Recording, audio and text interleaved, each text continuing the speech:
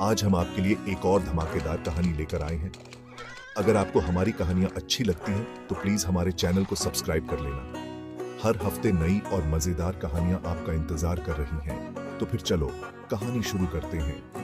और हाँ दोस्तों, अगर वीडियो पसंद आए तो लाइक, शेयर और कमेंट जरूर करना। आपका प्यार और साथ ही हमें और बेहतर करने के लिए हौसला देता है। धन्यवाद। और कहानी की दुनिया में फिर मिलेंगे। लूना एक परी थी। उसके चमकदार पंख थे और एक प्यारी सी मुस्कान। लूना एल्डोरिया में रहती थी, जो जादू और अजूबों की एक दुनिया थी। एल्डोरिया में चमकती नदियां और ऊंचे फुसफुसाते हुए पेड़ थे। फूल चमकीले थे और जानवर बातें करते थे। लूना को एल्डोरिया से प्यार था। यह उसका घर था। लूना एक सूरजमुखी के नीचे एक छोटे से घर में रहती थी। वह गुलाब की पंखुड़ियों के बिस्तर में सोती थी। तितलियां उसकी दोस्त थी।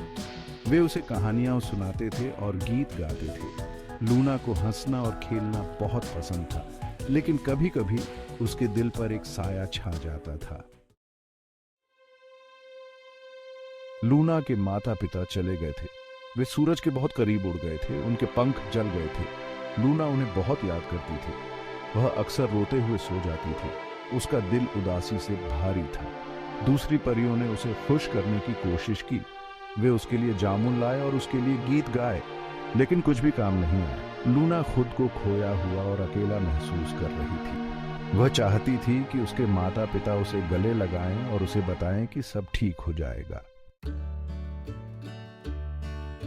एक दिन लूना की मुलाकात एक बूढ़ी औरत से हुई। महिला की आंखें दयालु थीं और एक कोमल मुस्कान थी।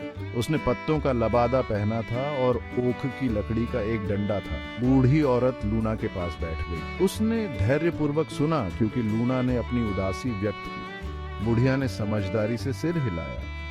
उसने लूना से कहा कि प्यार कभी खत्म नहीं होता, यह हमारे दिलों में जीवित रहता है। लूना ने बूढ़ी औरत की बातें ध्यान से सुनी। उन्होंने उसे एक ऐसी गर्मजोशी से भर दिया जो उसने बहुत दिनों से महसूस नहीं की थी। बूढ़ी औरत हर दिन लूना से मिलने आती थी। उसने लूना को तारों और चांद के बारे में बताया। उसने उसे हर फूल और पेड़ में जादू दिखाया। धीरे धीरे लूना की आंखों में उम्मीद की किरण लौट आई। वो फिर से मुस्कुराने लगी। लूना ने महसूस किया कि भले ही उसके माता पिता चले गए थे, लेकिन उनका प्यार बना रहा। यह हर सूर्योदय और हर सूर्यास्त में था। यह हवा की फुसफुसाहट और सूरज की गर्मी में था। लूना जानती थी कि उसके माता पिता चाहते होंगे कि वह खुश रहे। भाग 5। तूफान। एक रात एल्डोरिया में एक भयानक तूफान आया। हवा चली और बारिश हुई। आकाश में बिजली चमकी। सूरजमुखी के नीचे लूना का छोटा सा घर नष्ट हो गया। वह तूफान में बाहर फेंक दी गई। लूना डरी हुई थी। हवा उसके पंखों पर चाबुक मार रही थी। बारिश ने उसकी आंखों को अंधा कर दिया। वह नहीं जानती थी कि वह कहां जा रही है।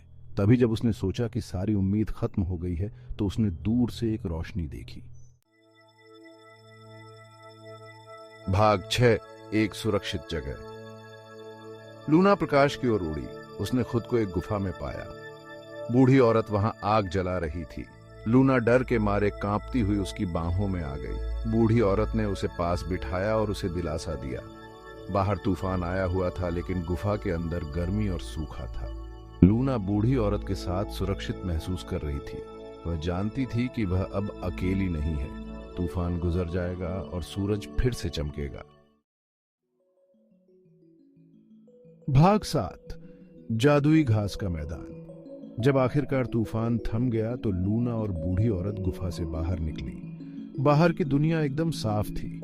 हवा ताजी और मीठी थी। जैसे ही वे चले, वे एक सुंदर घास के मैदान में आ गए। घास का मैदान सबसे सुंदर फूलों से भरा हुआ था जिसे लूना ने कभी देखा था। हवा में तितलियां नाच रही थीं और एक झरना झिलमिलाती चट्टानों से नीचे गिर रहा था।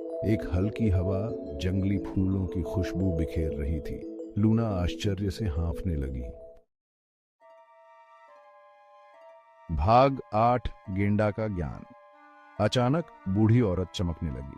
वह लंबी हो गई और उसका लबादा गिर गया। उसकी जगह एक शानदार गेंडा खड़ा था। उसका कोट बर्फ की तरह सफेद था और उसका सींग इंद्रधनुषी रंगों से झिलमिला रहा था। लूना विस्मय से देखती रही।